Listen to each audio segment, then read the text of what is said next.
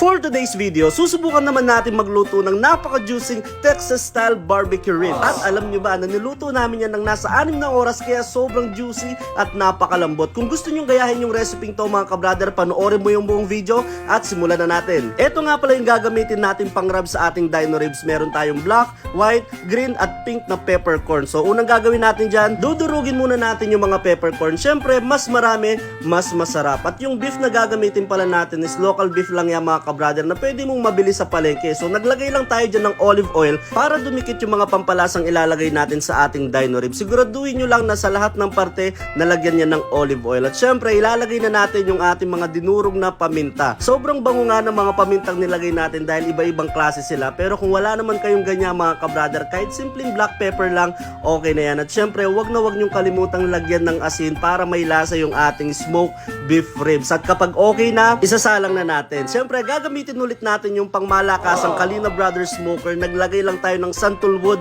Yan yung gagamitin natin pang smoke. Medyo may katagalan lang ang pagluluto nito mga kabrader. Dahil nga beef ribs yan, kailangan talaga nating lutuin yan ng matagal para lumambot. At minmaintain pala namin yung temperature na 300 degree Fahrenheit or 150 degree Celsius. At after 2 hours, sinilip muna namin yan. At kung mapapansin nyo, umatras na yung laman sa buto. So kulang pa yan, tinakpan ulit natin. Binigyan pa natin ng 1 oras. Bali total na oras niyan is 3 oras. Pero nung sinubukan namin, sobrang tigas pa talaga. Kaya ang ginawa natin dyan, binalot na natin siya ng parchment paper at foil. Diyan na natin siya palalambutin. At kung umabot ka nga pala sa part ng video to ka brother, paki-comment naman kung tagasan ka para alam namin kung saan umabot yung video. May katagalan ng pagluluto nito at habang hinihintay natin niya mga kabrader, paki-vote niya naman kami dahil nominee tayo sa Rising Star of the Year sa TikTok Philippines. Alam nyo na yung gagawin dyan mga kabrader. At matapos yung 6 na oras na pagluluto, ready na yan. So nirest pala namin yan na nasa 30 minutes para mas maging juicy. At nung pagbukas namin mga kabrader, kung mapapansin nyo, nagjijigil na sa sobrang lambot. At nung paghiwa natin dyan, ayun grabe, sobrang juicy at napakabango mga kabrader. At syempre, hindi na natin patatagalin yan, magti-taste test na tayo. First bite, grabe. Sobrang lambot at napaka-juicy ng nagawa natin. At kahit sobrang init nga niya mga kabrader, talagang mapapasubo ka sa sobrang sarap. Halos matanggal na nga yung laman sa sobrang lambot. Kaya talagang na-enjoy namin yung food trip na to. At ang lalong nagpasarap sa kanya, yung smoky flavor at lasa ng mga pamintang nilagay natin. At alam nyo ba na first time lang namin ginawa to at masasabi nating successful naman yung nagawa natin. At syempre, si Kabrader naman ang magti-taste test. Ayan, si Kabrader G.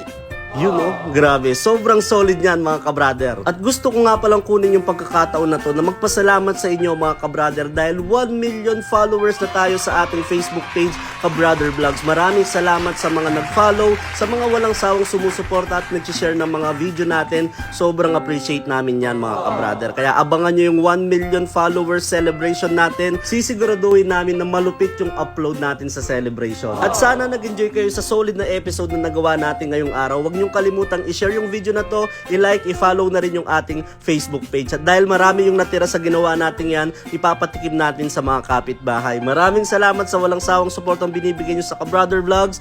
Ingat kayo and God bless. Tanong ko lang, nasubukan nyo na bang maglaro at mag-withdraw sa Diamond Game? Uunahan ko na kayo dahil ang larong ito ay para lang sa mga matatanda at mahigpit na pinagbabawal sa mga bata. At higit sa lahat, ito ay libangan lang. Para makapag-register, fill upan nyo lang ang lahat ng yan at ilagay nyo lang ang inyong mobile number at ganun lang kadali, meron ka na agad account dito sa Diamond Game. Marami rin kayong pwedeng pagpili ang laro dito. May color game, Dragon vs Tiger at iba pa. Ito nga ang color game ang pinakamadali dito dahil mamimili ka lang naman ng kulay para ka lang din nasa peryahan dito. Ang kaibahan nga lang is hindi mo na kailangan lumabas. Kung gusto nyo rin itong laruin, nilalagay namin yung link sa comment section at makikita nyo rin yung referral ID. Madali lang din naman mag-withdraw at mag-cash in dito dahil may instruction din naman. Pero ulitin lang namin, ang larong ito ay strictly for adults only. Maraming salamat.